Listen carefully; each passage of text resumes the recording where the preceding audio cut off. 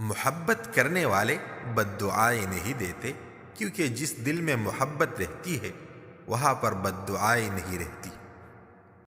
کامیابیاں سمیٹنے کے بعد بھی مرد اپنی عورت کے قدموں میں اپنی شکست تسلیم کر لیتا ہے۔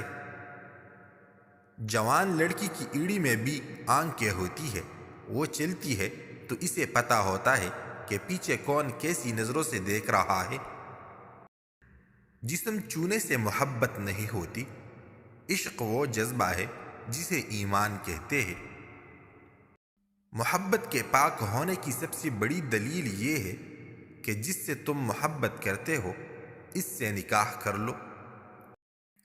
ہوا کی بیٹی خود تماشا نہ بنے تو مجال ہے کہ آپ کا بیٹا اس سے کھیلے۔ محبت کی سب سے بری بات یہ ہوتی ہے کہ یہ ان لوگوں سے بھی ہو جاتی ہے جو اس کے قابل نہیں ہوتے۔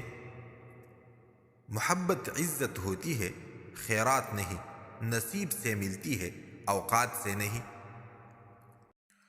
حضرت فاطمہ رضی اللہ عنہ فرماتی ہے، جب ایک عورت گھر میں ہوتی ہے، گھر کے کام اور بچوں کی تربیت کر رہی ہوتی ہے، تو اس وقت وہ اللہ تعالیٰ کے سب سے زیادہ قریب ہوتی ہے۔